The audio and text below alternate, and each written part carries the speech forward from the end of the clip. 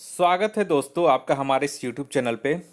दोस्तों इस वीडियो में आज हम 5वीं झारखंड लोक सेवा आयोग प्रारंभिक परीक्षा का प्रथम पत्र 2013 का प्रीवियस ईयर क्वेश्चन पेपर और उसका सॉल्यूशन लेकर आए हैं।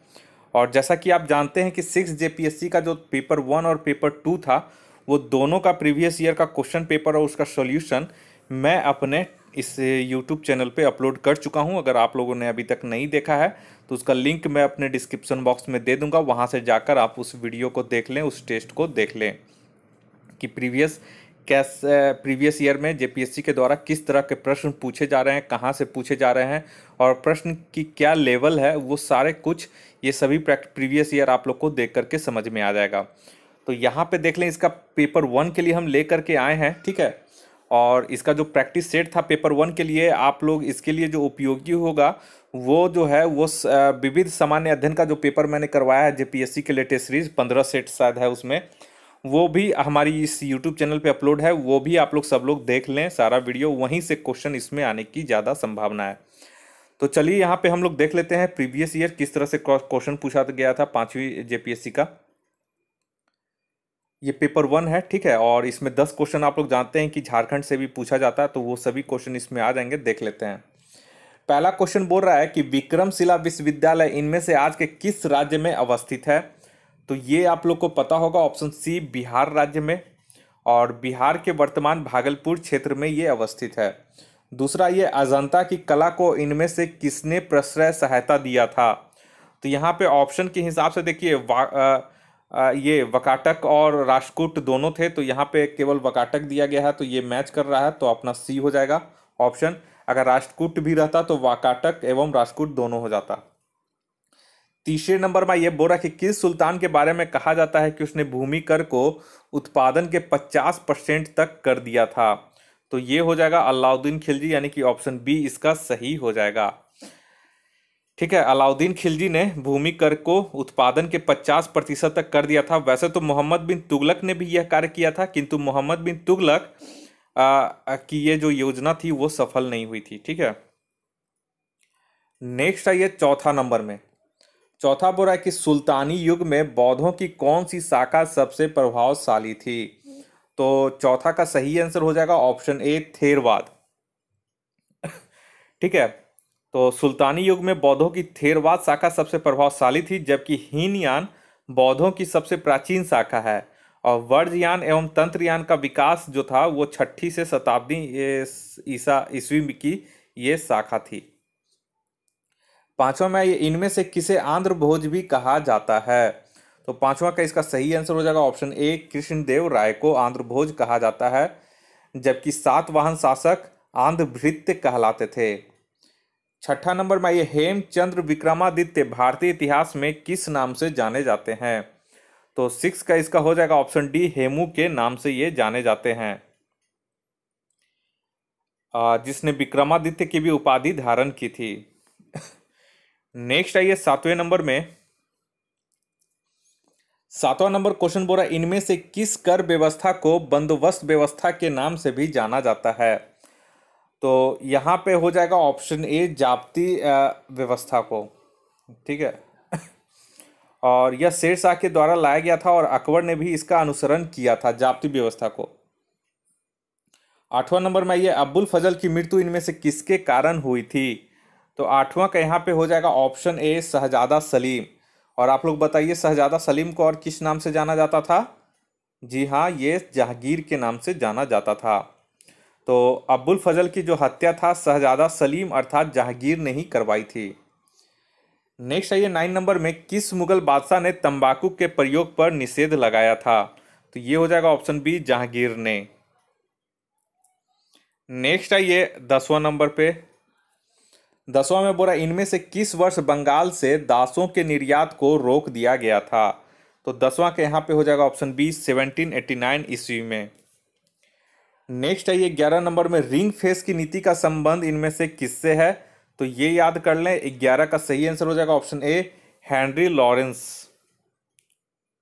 सॉरी, यहाँ पे ये गलती दिया गया है, ठीक है। आंसर में जो गलती दिया गया है ये हेनरी लॉरेंस नहीं होगा, ऑप्शन सी हो जाएगा वारेन हेस्टिंग्स।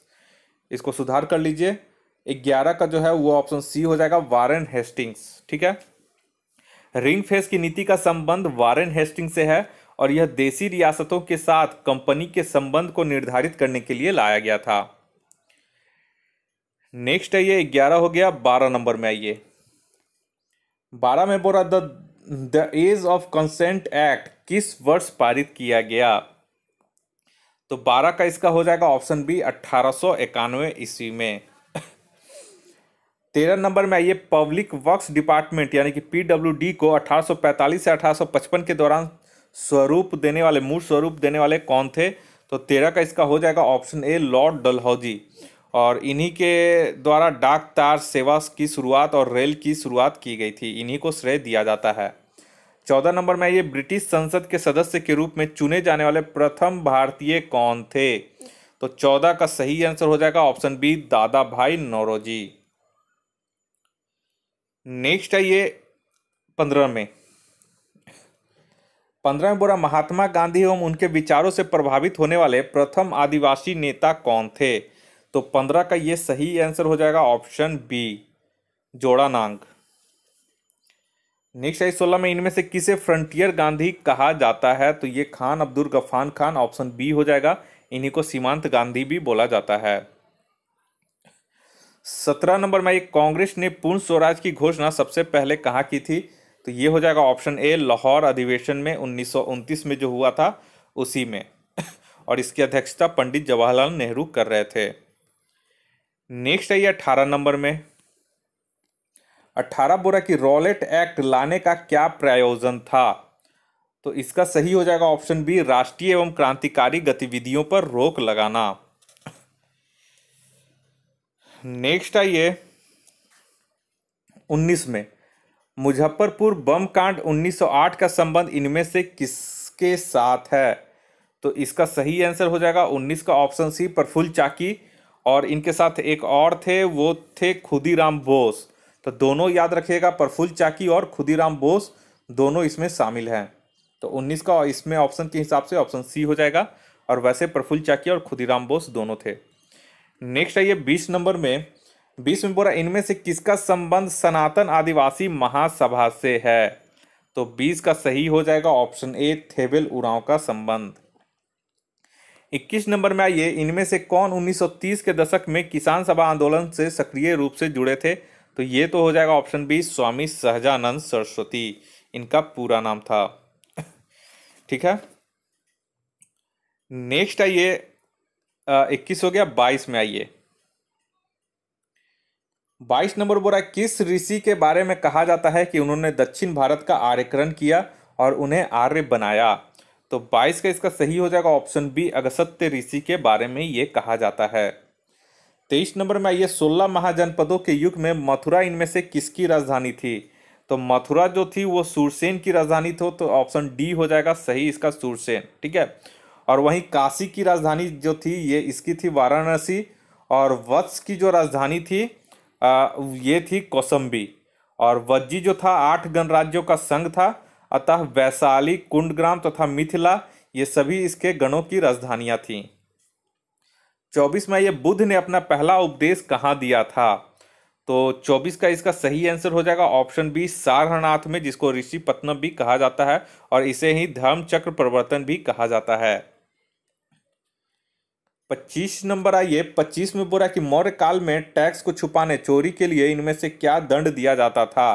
तो 25 का इसका सही आंसर हो जाएगा ऑप्शन ए मृत्युदंड। बहुत कठोर दंड था टैक्स चोरी के लिए। 26 में यह भारत में प्रथम कपास मिल सूती वस्त्र उद्योग की स्थापना किस शहर में हुई? अगर केवल पूछेगा भारत में प्रथम कपास मिल सूती वस्त्र उद्योग की स्थापना कहाँ हुई, तो इसका ऑप्शन डी हो जाएगा कलकत्ता में। ठीक है। और कलकत्ता में अगर कहाँ पूछेगा तो कलकत्ता के ग्लास्टर में, लेकिन ये जो था सफल नहीं हुआ। अगर क्वेश्चन पूछेगा कि प्रथम सफल कपास मिल कहाँ स्थापित हुई, तब इसका आंसर हो जाएगा मुंबई में। ठीक है। 27 में यह दंडकारण्य भारत के किस भाग में स्थित है? तो यहाँ पे ऑप्शन के हिसाब से हो जाएगा ऑप्शन 27 का जो है वो हो जाएगा ऑप्शन बी पूर्वी भाग में, लेकिन कहीं कहीं इसको बढ़िया से मध्य पूर्वी भाग में एकदम सटीक लिखता है। ठीक है। 28 नंबर में आइए। 28 नंबर है कि उचावच दिखाने का सबसे सही तरीका कौन सा है? तो उचावच दिखाने के लिए समुच्चय रेखा का यूज करते हैं, तो ऑप्शन ए इसका सही हो जाएगा, 28 का ए। नेक्स्ट है 29 में, सुनामी की उत्पत्ति किसके द्वारा होती है? तो इसकी जो उत्पत्ति होती है समुद्र के भीतर उत्पन्न होना भूकंप से, ऑप्शन सी इसका सही हो जाएगा। नेक्स्ट है ये 30 नंबर में, बोला कि ऋतु प्रवास शब्द किसके लिए उपयोग होता है? तो 30 का यहाँ पे सही हो जाएगा, ऑप्शन सी, मानव व उनके पशुओं का मौसमी स्थानांतरण घाटी से पर्वत की ओर, पर्वत से घाटी की ओर। तो इसका ऑप्शन सी इसका सही हो जाएगा, ऋतु प्रवास का मतलब। नेक्स्ट आइए 31 नंबर में, ठीक है। तो 31 में यहाँ पे देख लें, कृष्णा की सहायक नदी तो भीमा है, 4 नंबर। ब्रह्मपुत्र की सहायक नदी, तो इसका तीसरा हो जाएगा तीस्ता नदी। और यमुना की जो है चंबल नदी हो जाएगा, और गोदावरी की जो है इंद्रावती, ये हो जाएगा नदियां और उसकी सहायक नदियां। तो एक तरह से ऑप्शन इसमें हो जाएगा 4 3 2 1, ठीक है। तो यहाँ पे देख लेते हैं कौन सा ऑप्शन है 31 का। तो इसका सही आंसर हो जाएगा ऑप्शन ए, 31 का ए हो जाएगा। 32 नंबर में आइए, भूतापीय ऊर्जा पर आधारित मानीकरण बिजली संयंत्र किस राज्य में स्थित है? तो 32 का इसका सही आंसर हो जाएगा ऑप्शन बी, हिमाचल प्रदेश में। 33 में आइए, 33 में बोल रहा है कि अगर किसी क्षेत्र का लैंडसैट आंकड़ा आज मिला है तो उसके पश्चिम में स्थित छात्र क्षेत्र का आंकड़ा कब उपलब्ध होगा? लैंडसेट मतलब लैंड सैटेलाइट है, उसका आंकड़ा अगर आज मिला है तो जैसे मान लीजिए पूर्व में आज मिला है, तो उसका पश्चिम में स्थित क्षेत्र का आंकड़ा कब उपलब्ध होगा? तो इसका जो 33 का सही है वो हो जाएगा ऑप्शन सी, उसी समय होगा स्थानीय समय के अनुसार, लेकिन कुछ दिनों के बाद। क्या होता है कि लैंडसेट आंकड़ा अगर पूर्व के क्षेत्र में पहले तथा पश्चिम के क्षेत्र में बाद में समान समय में प्राप्त होता है। नेक्स्ट है ये 34 नंबर में, 34 में बोल रहा है कि अधोलिखित उचावच आकृतियों पर ध्यान दीजिए और उपरोक्त उचावच आकृतियों का दक्षिण से उत्तर की ओर बढ़ते हुए क्रम में मतलब बढ़ते हुए सही क्रम बताइए। तो यहाँ पे दक्षिण से उत्तर की ओर बोल रहा है, तो 34 का इसका हो जाएगा ऑप्शन ए, यानी कि पहले धौलधार पर्वत श्रृंखला, उसके बाद जास्कर हो जाएगा, उसके बाद आपका लद्दाख हो जाएगा, उसके बाद काराकोरम पर्वत श्रृंखला हो जाएगा। नेक्स्ट है ये 35 में, ज्वालामुखी से सबसे अधिक कौन सी गैस निकलती है? तो ये पता होगा आप लोग को, ऑप्शन ए हो जाएगा जल वाष्प, ठीक है, जल वाष्प पूछा हुआ है बीपीएससी में भी। 36 नंबर आइए, अधोलिखित में से कौन सा जोड़ा सही है? तो यहाँ पे कौन सा जोड़ा सही है पूछ रहा है। तो यहाँ पे 36 का जो हो जाएगा ऑप्शन ए जो है थारू, ये उत्तराखंड में पाया जाता है, ये सही है। और थारू जनजाति के लोग ऐसे नेपाल एवं उसके सीमा से लगे भारत के उत्तराखंड राज्य में पाए जाते हैं, तो ये केवल सही है। 37 में ये बोला, संयुक्त राज्य अमेरिका के बृहद झीलों का पूर्व से पश्चिम की ओर सही क्रम क्या है? पूर्व से पश्चिम की ओर, तो 37 का इसका सही आंसर हो जाएगा option C, Ontario, Erie, Huron, Michigan और सुपीरियर। मिशिगन एक ऐसा झील है जो केवल संयुक्त राज्य अमेरिका के ही क्षेत्र में है। 38 में, कैनेडियन पैसिफिक रेलवे किन दो स्टेशनों के बीच चलती है? तो 38 का इसका सही हो जाएगा ऑप्शन डी, हैलिफैक्स एवं वैंकूवर के बीच। नेक्स्ट आइए 39 नंबर में, 39 में बोला है, सूची 1 को सूची 2 से सम्मिलित कीजिए और सूचियों के नीचे दिए गए कूट का प्रयोग कर सही उत्तर चुनिए। तो यहाँ पे देख ले 39 का जो हो जाएगा, यहाँ पे धारा दिया गया है और उससे संबंधित महासागर दिया गया है। तो यहाँ पे गल्फ स्ट्रीम जो है, गल्फ स्ट्रीम ये आपका अटलांटिक महासागर से चलने वाली गर्म जलधारा है, तो 39 का यहाँ पे 4 हो जाएगा, ठीक है, इसका 4 हो जाएगा। वहीं पश्चिमी वायु प्रवाह का अगर बात करें तो पश्चिमी वायु प्रवाह पश्चिम से पूरब की ओर चलने वाली ये धीमी ठंडी जलधारा है, तो धीमी ठंडी जलधारा हो जाएगा, तो बी का ऑप्शन 2 ही हो जाएगा, ठीक है। और पेरू धारा जो है, ये पेरू धारा प्रशांत महासागर में दक्षिणी अमेरिकी के पश्चिम तट के साथ बहती है, तो ये हो जाएगा ऑप्शन इसका 1 हो जाएगा, ठीक है। और पश्चिमी ऑस्ट्रेलियाई धारा ये हो जाएगा ऑप्शन 3, यानी 4 3 1 4 2 1 3, तो 4 2 1 3 ऑप्शन ए इसका सही हो जाएगा। नेक्स्ट आइए 40 में काजीरंगा किसके लिए जाना जाता है? तो ये सभी जानते हैं, ऑप्शन ए गैंडा के लिए। 41 में ये आसवान उच्च बांध स्थित है, तो कहाँ है? तो ये ऑप्शन बी में मिस्र में है। आसवान उच्च बांध मिस्र में स्थित है, ठीक है। और ये नील नदी पर है। 42 नंबर में ये रोबस्टा एक प्रकार की है, तो एक प्रकार की एक कॉफी है। याद रखिएगा, यहाँ दो चीज पूछता है कभी कभी, कभी रोबस्टा पूछ देगा या फिर कभी अरेबिका पूछ देगा। तो कॉफी रोबस्टा तथा कॉफिया अरेबिका ये दोनों जो है ये कॉफी का ही प्रकार है। रोबस्टा और अरेबिका ये सब कॉफी के प्रकार है जो अफ्रीका में उत्पन्न होती है। नेक्स्ट आइए 43 में बोरा मौसम बदलने का क्या कारण है? तो इसको आंसर देते समय ध्यान में दीजिएगा, इसका हो जाएगा ऑप्शन सी। बहुत लोग ऑप्शन ए मार देंगे लेकिन ऑप्शन सी इसका राइट आंसर है। पृथ्वी का सूर्य की ओर चारों ओर चक्कर लगाना व पृथ्वी का अपने अक्ष पर झुका होना, ये जो दो इंपॉर्टेंट तथ्य है इसी के कारण मौसम बदलने का कारण होता है। 44 नंबर में आइए बुरा अधोलिखित नीचे लिखी कौन सी चट्टान में जीवाश्म नहीं पाए जाते हैं? तो 44 का इसका हो जाएगा ऑप्शन बी। ग्रेनाइट में जो है ये जीवाश्म नहीं पाए जाते हैं।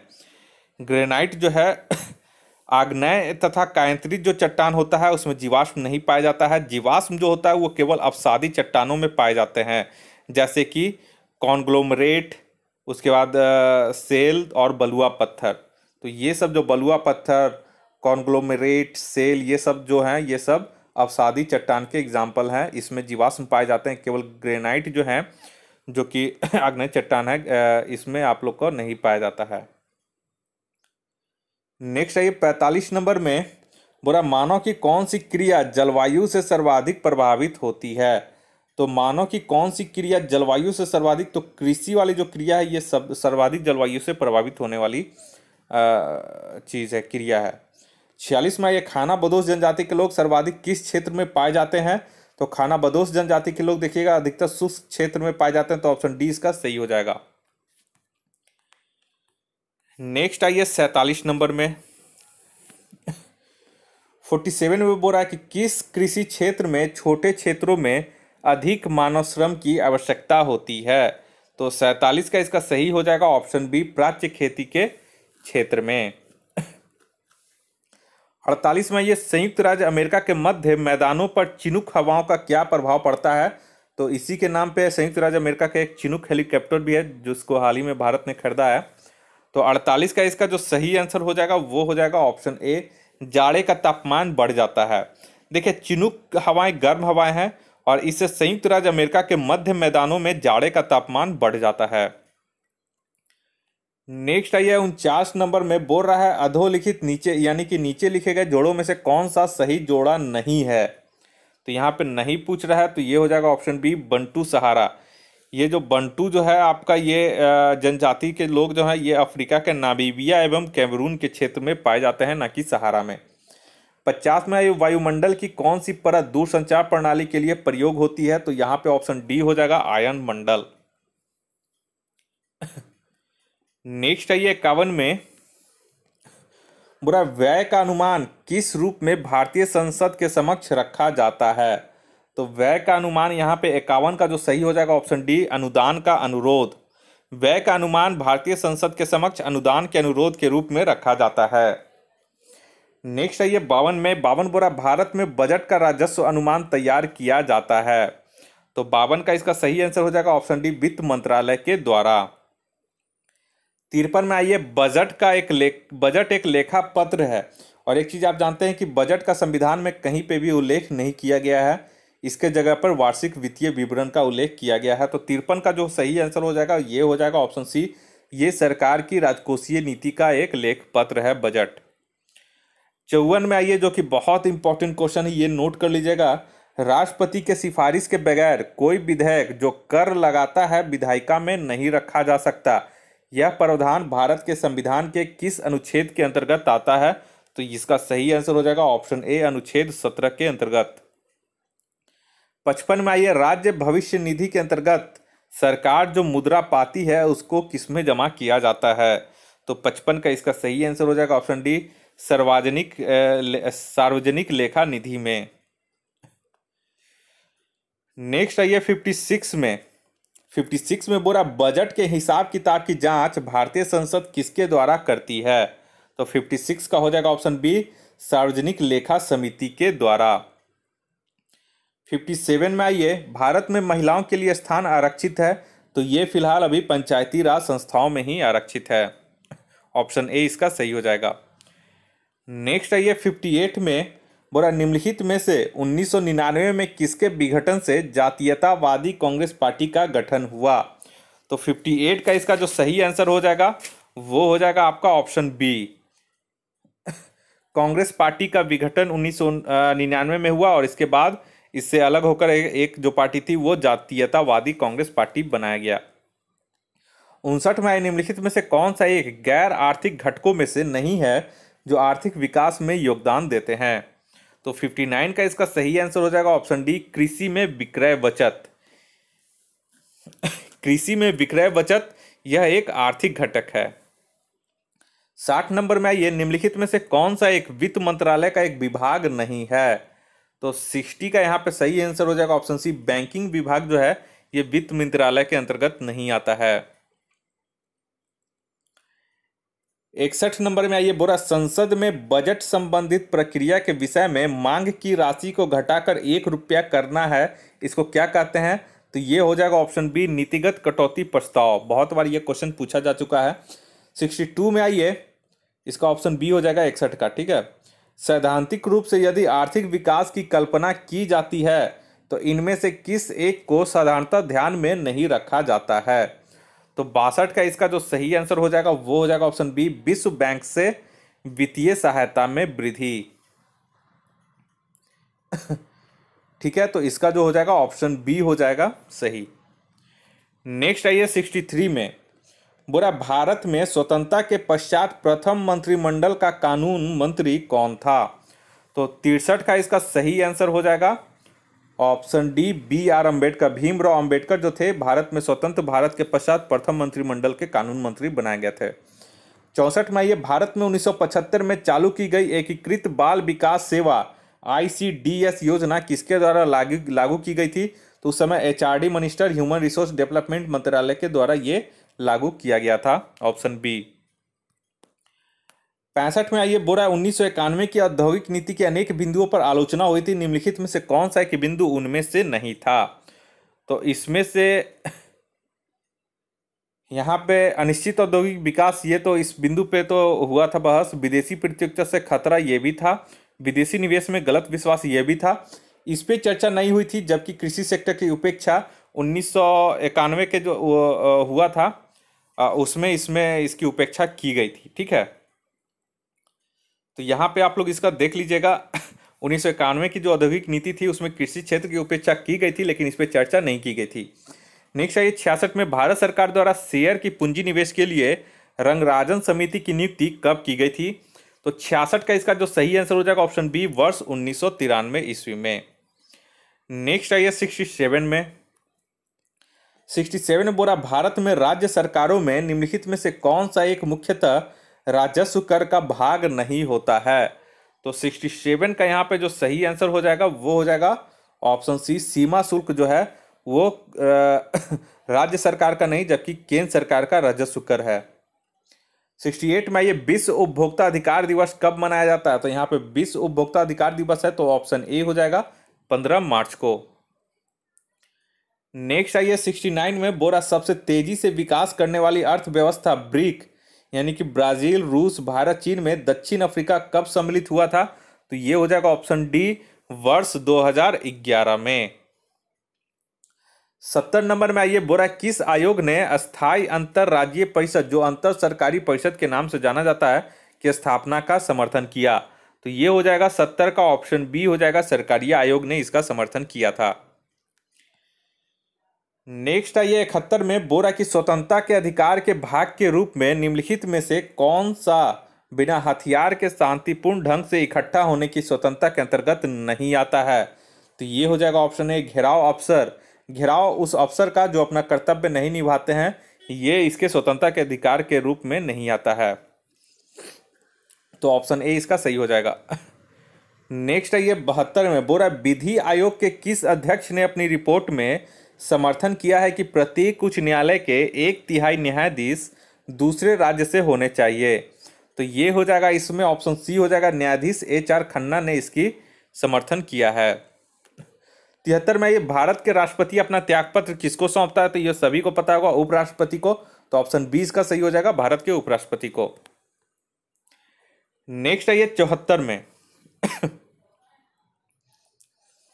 74 में बोला, जब राष्ट्रपति मृत्यु, त्यागपत्र, पदच्युत या अन्य कारणों से अपने कर्तव्यों को नहीं निभा सकता है तो उपराष्ट्रपति कितने समय तक राष्ट्रपति के रूप में कार्य कर सकता है? तो 74 का इसका सही आंसर हो जाएगा ऑप्शन डी, 6 माह के लिए उपराष्ट्रपति कार्य कर सकता है और 6 माह के अंतर्गत राष्ट्रपति का चुनाव कर लेना आवश्यक है। 75 नंबर में, राष्ट्रपति द्वारा जारी एक अध्यादेश संसद के सत्र शुरू होने के बाद कितने समय तक रखा जाना आवश्यक है? तो इसका जो 75 का सही हो जाएगा वो सही हो जाएगा ऑप्शन बी, 6 सप्ताह। देखिए, राष्ट्रपति अगर कोई अध्यादेश जारी होता है तो संसद अगर शुरू होता है तो संसद में उसको 6 सप्ताह के अंदर ही रखा जाना जरूरी है। अगर नहीं रख पाता है तो यह अध्यादेश समाप्त हो जाएगा। अगर 6 सप्ताह के अंतर्गत इसको रख दिया जाता है अध्यादेश को और इस पर कानून पारित कर दिया जाता है तो यह हमेशा के लिए अधिनियम बन जाता है। 76 में, रांची में कैथोलिक गिरजाघर की स्थापना कब हुई थी? तो 76 का इसका सही आंसर हो जाएगा ऑप्शन ए, वर्ष 1909 ईस्वी में। नेक्स्ट आइए 77 में, झारखंड का सबसे ऊंचा जलप्रपात कौन सा है जहां जल 100 मीटर की ऊंचाई से गिरता है? देखिए, अब जो मैंने टेस्ट सीरीज करवाया था तो उसमें आप लोग बोलिएगा कि सर झारखंड का सबसे ऊंचा जलप्रपात आपने हमें बूढ़ा घाघ या लोड जलप्रपात बताया था, लेकिन इसमें तो कुछ है नहीं, तो ये क्वेश्चन गलत है। चलिए, यहाँ पे क्वेश्चन मिल गया, इसलिए मैं आपको डिटेल में बता दूं। देखिए, इसमें आपके ऑप्शन के हिसाब से जाना है कि निम्न में से झारखंड का सबसे ऊंचा जलप्रपात कौन सा है जहां जल 100 मीटर की ऊंचाई से गिरता है? तो यहाँ पे ऑप्शन बी जो है ये मैच कर रहा है जो दिया गया हो, क्योंकि पहला देखिए, पहला सबसे ऊंचा, सबसे अगर ऊंचा पूछेगा और उसमें बूढ़ा घाघ रहेगा तो बूढ़ा घाघ लोध जलप्रपात ही होगा। दूसरे नंबर पे आता है हुंडरू जलप्रपात जो कि रांची में है, जो कि 97 से 100 मीटर ऊंचाई से गिरता है, और बूढ़ा जलप्रपात है वो 100 से ज़्यादा मीटर की ऊंचाई से गिरता है। तो यहाँ पे जो ऑप्शन मैच कर रहा है वो ऑप्शन बी कर रहा है। ऑप्शन के हिसाब से इसमें हुंडरू जलप्रपात जो है सबसे ऊंचा है, तो ये ऑप्शन बी ही टिक आप लोग मारिएगा। 78 में, झारखंड में मुख्यतः कितने प्रकार की फसलें पैदा होती हैं? तो इसका ऑप्शन सी हो जाएगा, 3 प्रकार की, तो रबी, खरीफ और जायद। 79 में, आइए 1857 की क्रांति में संपूर्ण सिंहभूम क्षेत्र में क्रांतिकारियों के प्रमुख नेता कौन थे? तो 79 का इसका सही आंसर हो जाएगा ऑप्शन बी, राजा अर्जुन सिंह। नेक्स्ट आइए 80 नंबर में, 80 बोरा टाना भगत आंदोलन की शुरुआत कब हुई थी? तो 80 का यहां पे हो जाएगा ऑप्शन सी, अप्रैल 1914 में। यह भी इंपॉर्टेंट है। 81 में, ये संविधान सभा में छोटा नागपुर के इनमें से कौन से आदिवासी नेता सदस्य थे? तो संविधान सभा में जयपाल सिंह मुंडा को भेजा गया था आपको संविधान सभा में, छोटा नागपुर से, ठीक है। नेक्स्ट है 82 में, बिरहोर का शाब्दिक अर्थ क्या है? तो बिरहोर का शाब्दिक अर्थ ऑप्शन ए हो जाएगा, जंगल का आदमी। नेक्स्ट है 83 में, बोला लैक शब्द की उत्पत्ति, LAC शब्द की उत्पत्ति संस्कृत के किस शब्द से हुई है? तो इसका हो जाएगा ऑप्शन बी, लक्ष्य से इसकी उत्पत्ति हुई है। 84 में, झारखंड में Tata iron and steel company की स्थापना, ये सब करवाया हुआ है हमारे टेस्ट सीरीज में, तो इसका जो हो जाएगा 84 का इसका सही आंसर हो जाएगा ऑप्शन सी, वर्ष 1907 ईस्वी में। इसको टिस्को भी बोलते हैं जमशेदपुर में। 85 में, ये झारखंड के प्रथम राज्यपाल कौन थे? तो ये हो जाएगा ऑप्शन डी, प्रभात कुमार। 86 में, ये छोटा नागपुर का क्षेत्र ब्रिटिश शासन के अंतर्गत कब आया था? तो ये इंपॉर्टेंट है और बहुत लोग को पता भी होगा। तो 86 का ये हो जाएगा ऑप्शन बी, 1765 ईस्वी में आपका छोटा नागपुर का क्षेत्र ब्रिटिश शासन के अंतर्गत आ गया था। नेक्स्ट है 87 में, बोला संथाल परगना काश्तकारी कानून कब लागू हुआ? यहाँ पे ऑप्शन इसका मिस्टेक है, ठीक है। ये जो है, ये ऑप्शन जो है इसका मिस्टेक है, ठीक है। तो हम ऐसे संथाल परगना काश्तकारी अधिनियम के बारे में आपको बता दें। देखिए, संथाल परगना क्षेत्र के लिए सर्वप्रथम 1872 ईस्वी में पहला रैयती कानून Santhal Pargana settlement regulation act 1872 को पारित किया गया था। उसके बाद 1937 ईस्वी में, उसके बाद 1937 ईस्वी में मिस्टर गैंजर की बंदोबस्ती रिपोर्ट के आधार पर बिहार सरकार ने संथाल परगना इंक्वायरी कमेटी 1937 का गठन किया और इसी कमेटी की सिफारिश के आधार पर संथाल परगना काश्तकारी अधिनियम 1949 को बनाया गया। और संथाल परगना काश्तकारी अधिनियम 1949 में कुल 8 अध्याय और 72 धाराएं हैं। तो इस हिसाब से यहाँ पे 1949 होता। 88 में ये छोटा नागपुर में विल्किंसन कानून कब लागू हुआ? देखिए आ गया है 88 का, इसका हो जाएगा ऑप्शन ए 1834 ईस्वी में। नेक्स्ट है 89 में छोटा नागपुर काश्तकारी अधिनियम कब लागू हुआ? तो इसका सही है 89 का हो जाएगा ऑप्शन डी 1908 में। 87 में आप लोग 1949 कर लीजिएगा। तो 89 का ऑप्शन डी हो जाएगा। 90 में ये सोहराय किस जनजाति का सबसे बड़ा त्योहार है? तो 90 का इसका सही हो जाएगा ऑप्शन बी, ये संथाल जनजातियों का सबसे बड़ा त्योहार है। 91 में आइए अब। 91 बोल रहा है पारसनाथ पहाड़ी की ऊंचाई कितनी है? तो यहाँ पे देखिए फुट में दे दिया गया है, तो 4480 फुट याद रखिएगा। 92 में आइए झारखंड में आदिवासियों के कुल फूलों, अच्छा आदिवासियों के फूलों के त्योहार का नाम क्या है? तो झारखंड में आदिवासियों के फूलों के त्योहार का नाम क्या है? तो 92 का यहाँ पे हो जाएगा ऑप्शन सी सरहुल। 93 नंबर में झारखंड के किस नृत्य शैली को राष्ट्रीय एवं अंतर्राष्ट्रीय प्रसिद्धि, अगर कोई क्वेश्चन इसमें गलत है एक बार ये देख लीजिएगा, टूसू भी है क्या? टूसू भी फूल का ही नाम है, तो यहाँ पे टूसू एक बार 92 आप लोग चेक करके हमें कमेंट करिएगा कि कौन सा इसमें ऑप्शन सही है, ज़्यादा राइट है, ठीक है। 93 नंबर में झारखंड के किस नृत्य शैली को राष्ट्रीय एवं अंतर्राष्ट्रीय प्रसिद्धि मिली हुई है? तो यहाँ पे हो जाएगा ऑप्शन डी छऊ नृत्य की। 94 में आइए झारखंड राज्य के प्रथम मुख्यमंत्री कौन थे? तो ये बाबूलाल मरांडी थे, तो ऑप्शन सी हो जाएगा 94 का सी। 95 का ये हिंदू भाद्रपद मास में जनजातियों की कौन सी पूजा होती है, यानी कि कौन सा उस समय त्योहार मनाया जाता है? तो 95 का इसका हो जाएगा ऑप्शन सी कर्मा मनाया जाता है। 96 में ये संथालों में गांव के प्रधान को क्या कहते हैं? ये सब करवाया हुआ है, देखिए सब पूछा हुआ है इसमें। तो 96 का इसका सही हो जाएगा ऑप्शन डी मांझी। संथालों में गांव के प्रधान को मांझी कहा जाता है। 97 ये धुमकुरिया किस जनजाति की सामाजिक संस्था है? तो धुमकुरिया यहाँ पे हो जाएगा 97 का ऑप्शन ए उरांव जनजाति का। नेक्स्ट है 98 नंबर में हजारीबाग के सूरज कुंड झारखंड का सबसे ज्यादा गर्म पानी का स्रोत है, इसका तापमान क्या है? तो 98 का ये हो जाएगा ऑप्शन सी 88 डिग्री सेंटीग्रेड यानी कि 190 डिग्री फ़ारेनहाइट। 99 में ये छोटा नागपुर में फुसफुस बलुआ मिट्टी किस क्षेत्र में पाई जाती है? तो 99 का यहाँ पे हो जाएगा ऑप्शन ए दामोदर घाटी क्षेत्र में। 100 नंबर में ये दामोदर घाटी निगम की स्थापना कब हुई थी? तो इसका हो जाएगा ऑप्शन डी 1948 में। तो ये सेट हमारा यहाँ पे कंप्लीट हो चुका है। इसका पीडीएफ जो है मैं अपने Telegram channel test series academy पे सेंड कर दूंगा, और अगर जिनको लगता है कि टेस्ट देना चाहिए तो वो अपने कॉपी पे इसका आंसर लिख लें और हमारे इस वीडियो के माध्यम से इसका आंसर और एक्सप्लेनेशन मिला करके हमें कमेंट कर सकते हैं कि इस सेट में उनका कितना मार्क्स आया है। और इस सेट के लिए जो मैंने कट ऑफ रखा है वो 70 मार्क्स जिनका आ रहा है वो बहुत बढ़िया, क्योंकि ये क्वेश्चन जो था ये बहुत ईजी लेवल का था। तो 70 नंबर तो आसानी से इसका कट ऑफ भी 70 हमने रखा है, ठीक है। जिनका 70 सही हो रहा है वो इसमें पास हैं। तो इसी तरह का आप मटेरियल पाने के लिए आप हमारे इस यूट्यूब चैनल को और हमारा Telegram channel test series academy को ज्वाइन कर ले।